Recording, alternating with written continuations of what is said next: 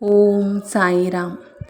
ಎಲ್ಲ ನನ್ನ ಸಾಯಿ ಭಕ್ತರಿಗೂ ನನ್ನ ನಮಸ್ಕಾರ. ಸಾಯಿ ಬಾಬಾರವರನ್ನು ನಂಬಿ ಜೀವನದಲ್ಲಿ ಸಾರ್ಥಕತೆ ಪಡೆದವರು ತುಂಬ ಜನ ಸಿಗುತ್ತಾರೆ.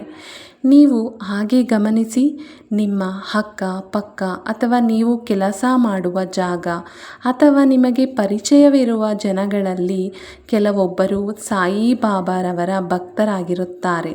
ಹಾಗೆ ನಾವು ಸೂಕ್ಷ್ಮವಾಗಿ ಗಮನಿಸಿದರೆ ಉಳಿದವರಿಗೆಲ್ಲ ಹೋಲಿಸಿದರೆ ಅವರ ಜೀವನ ಸಂತೋಷ, ನಿರ್ಭಯ ಮತ್ತು ಆರಾಮಾಗಿ ಜೀವನ ಸಾಗಿಸುತ್ತಿರುತ್ತಾರೆ. ಅವರಿಗೆ ಕಷ್ಟ ಬರುವುದಿಲ್ಲ ಅಂತಲ್ಲ, ಬರುತ್ತೆ. ಆದರೆ ಅದೊಂದು ಕಾಣದ ಕೈ ಆ ಕಷ್ಟವನ್ನು ಜಾದುವಿನ ಹಾಗೆ ಮಾಯ ಮಾಡಿರುತ್ತದೆ. ಆ ಕಾಣದ ಕೈ ಯಾವುದಪ್ಪ ಎಂದರೆ ಬೇರೆ ಯಾವುದೂ ಅಲ್ಲ ಸ್ನೇಹಿತರೆ, ನಮ್ಮ ಶಿರಡಿ ಸಾಯಿ ಬಾಬಾರವರ ಕೈಗಳು. ಸಾಯಿ ಬಾಬಾರವರನ್ನು ನಂಬಿ ಕೆಟ್ಟವರಿಲ್ಲ ಸ್ನೇಹಿತರೆ. ಹಾಗೆ ಉದಾಹರಣೆ ಎಂಬಂತೆ 2 ಪವಾಡಗಳನ್ನು ನಿಮ್ಮೊಂದಿಗೆ ಹೇಳಬಯಸುತ್ತೇನೆ.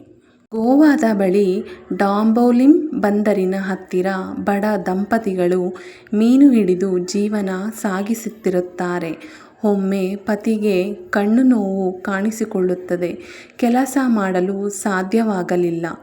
ಆಗ ವಾಸ್ಕೋದಿಂದ ಬಂದ ಹಡಗಿನಲ್ಲಿ ಮುದುಕರೊಬ್ಬರು ಇಳಿದು ಬಂದು ಪೋರ್ಚುಗೀಸ್ ಭಾಷೆಯಲ್ಲಿ ಅವರ ಬಳಿ ಮಾತನಾಡಿ 9 ವಾರ ಸಾಯಿ ಬಾಬಾರವರನ್ನು ಪೂಜಿಸಲು ಹೇಳಿ ಮರಾಠಿ ಲಿಪಿಯ ಪುಸ್ತಕವೊಂದನ್ನು ನೀಡಿದರು. ಅವರು ಅದನ್ನು ಮರಾಠಿ ಬಲ್ಲವರಿಂದ ಓದಿಸಿ ತಿಳಿದು 9 ವಾರ ಬಾಬಾರವರ ಪೂಜೆ ಮಾಡಿದರು. ನಂತರ ಪೂರ್ಣವಾಗಿ ಕಣ್ಣು ನೋವು ಗುಣಮುಖವಾಯಿತು. ಹಾಗೆ ಮತ್ತೊಂದು ಪವಾಡವೆಂಬಂತೆ ಬೆಂಗಳೂರಿನ ನಾಗೇಂದ್ರ ಎಂಬ ಯುವಕನಿಗೆ ಎಂ.ಟೆಕ್ ಪಾಸಾಗಿದ್ದರೂ ಸೂಕ್ತ ಉದ್ಯೋಗ ದೊರೆಯದೆ ಚಿಂತೆಗೀಡಾಗಿದ್ದರು.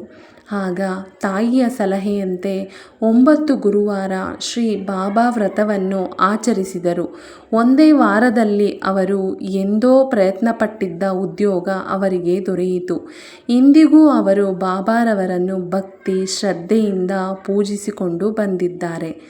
ಹಾಗೆ ನನ್ನೆಲ್ಲ ಸ್ನೇಹಿತರಿಗೂ ಹೇಳುವುದೇನೆಂದರೆ, ಕಷ್ಟ ಬಂತು ಅಂತ ನಾವು ಕುಗ್ಗೋದು ಬೇಡ. ನಮ್ಮ ಜೊತೆ ಬಾಬಾ ಸದಾ ಇರುತ್ತಾರೆ. ನನ್ನೆಲ್ಲ ಸಾಯಿ ಭಕ್ತರಿಗೂ ಈ ವ್ರತವನ್ನು ಮಾಡಬೇಕು ಅಂತ ನಿಮಗೂ ಅನಿಸಿದ್ರೆ, ಈ ವ್ರತದ ಬಗ್ಗೆ ನಿಮಗೂ ಸಂಪೂರ್ಣ ಮಾಹಿತಿ ಬೇಕು ಅಂತ ಅನಿಸಿದರೆ ನನ್ನ ಯೂಟ್ಯೂಬ್ ಚಾನಲ್ನ ಸಬ್ಸ್ಕ್ರೈಬ್ ಮಾಡ್ಕೊಳ್ಳಿ. ಹಾಗೆ ನಾನು ಇಂದಿನ ವಿಡಿಯೋದಲ್ಲಿ ಸಾಯಿ ಬಾಬಾರವರ ವ್ರತವನ್ನು ಯಾವ ರೀತಿ ಮಾಡಬೇಕು, ಅದರ ನಿಯಮ ಏನು, ಯಾವ ಥರ ಆಚರಿಸಬೇಕು ಅಂತ ನಾನು ಸಂಪೂರ್ಣ ಮಾಹಿತಿಯನ್ನು ಆ ವಿಡಿಯೋದಲ್ಲಿ ತಿಳಿಸಿದ್ದೇನೆ. ನೀವು ಬೇಕಿದ್ದರೆ ಒಂದ್ಸರಿ ಚೆಕ್ ಮಾಡಿ, ನೀವು ಕೂಡ ಈ ವ್ರತವನ್ನು ಮಾಡಿ ಜೀವನದಲ್ಲಿ ಯಶಸ್ಸನ್ನು ಪಡೆಯಿರಿ. ಜೈ ಸಾಯಿರಾಮ್.